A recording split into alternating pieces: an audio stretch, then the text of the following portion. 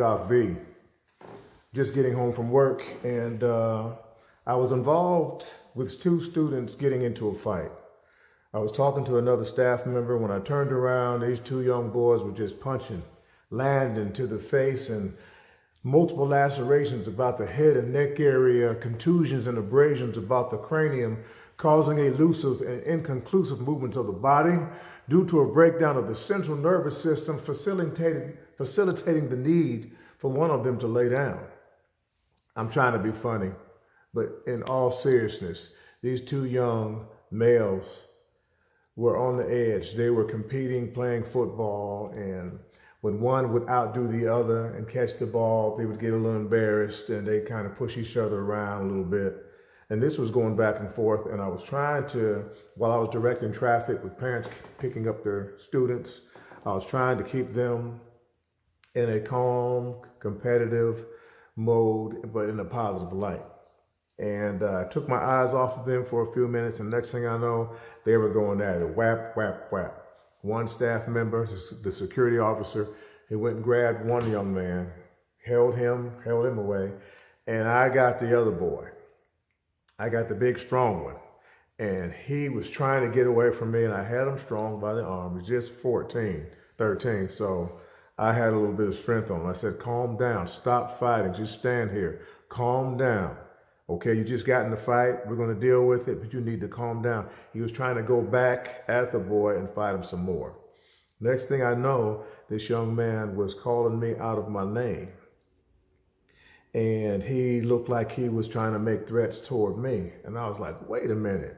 So another staff member saw this and came and intervened and took him away.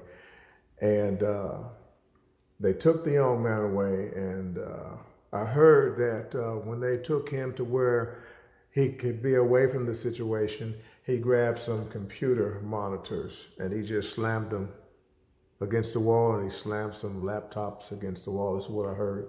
He was just very angry. And I'm wondering if I handled it correctly, and I left a message for the young man's mother, and I would like to speak with her tomorrow during the school day. And I would also like to speak with her son. I reassured her that the conversation was going to be calm and positive, and hopefully positively redirecting toward her son. I did not get a response. And I'm going to hope and pray that I will get the opportunity to talk to this young man, because he's in a situation where his programming, his background, his upbringing, his surroundings, his environment have caused him to react in this way when there's a conflict. If this behavior or this reaction to a particular conflict is not handled at this critical age, then when this young man gets 17, 18, and then finally 19, 20, 21, a grown man, and he is unable to handle his impulses or his anger, if he's unable to handle his anger and his impulses, he's going to react in a way that is going to just bring a difficult time to himself, to his family. He might hurt himself, he might hurt someone else. So this is critical for me. I talk about the black man's mountain. I talk about programming. I talk about the environmental things, the external things, racism, or people that judge us and our origins and where we came from. I talk about how the family should come up and how we should interact and be a positive example for our children. And now I'm in a situation where I have to act, and I have to act in a positive way to try to redirect the situation or evoke positive change. So this is something that I'm going to be reporting back to you on. This is going to happen tomorrow, and hopefully on the next video, I will be able to talk to you about the results. The young man is angry. He didn't like getting hit in that fight. He got popped a couple of good times, and he was going back for round two, and I got him before he could go back for round two. So he's angry with the young man that popped him, and he's angry with me also because I didn't let him go get revenge. So it's a situation. And I will be getting back with you on what the results were. I'm going to go in softly, quietly, humbly, and I'm going to let the young man know that I understand his anger and I understand what happened. And I'm going to say to him, and I'll say to you, there's nothing wrong with being angry. There's nothing wrong. Sometimes there's going to be a time where you have to confront a situation very aggressively. Sometimes that might get into a physical situation, but we must learn to choose our battles wisely. This is going to be a task. It's going to be a task for me, and I'm up for it. I'm up for the task. So I will be approaching the young man and his mom tomorrow, and I'm hoping that we can have a positive conversation. People get angry. People get upset.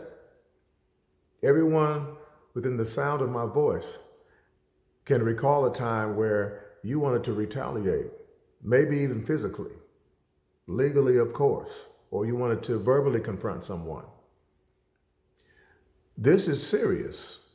And there's so many times, so often there are times when someone has done wrong, or you've been done wrong, or I've been done wrong, and we want to evoke justice on our own. If this is not carried out properly within the parameters that are set within societal norms, then you could end up hurting yourself, hurting the other person, or changing your life forever. I was telling some of the young men in my class that think of 100 different jobs.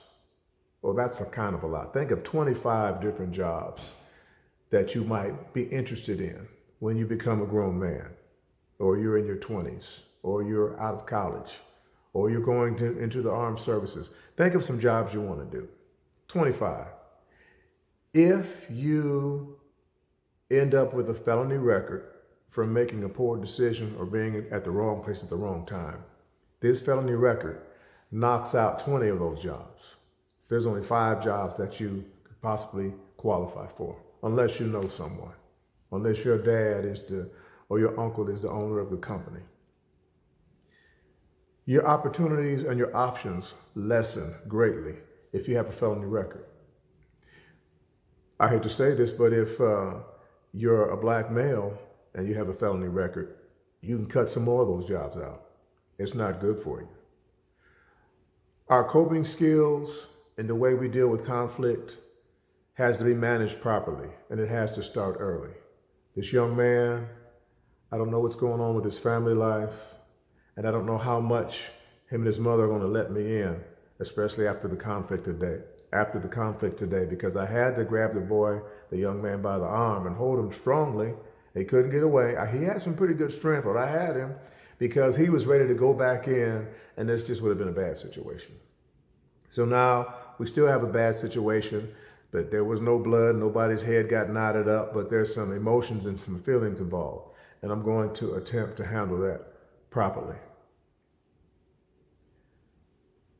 Anger management, conflict resolution, and the black man's mountain. These are real issues. There are times where we want to fight by any means necessary, but sometimes any means could destroy your life and destroy the path that is set for your future. There's got to be a way to cope and to process through these situations. I talk a good game, and tomorrow I have to walk it. I'll be in touch. I'm Doc V, and I'm sure to see you next time.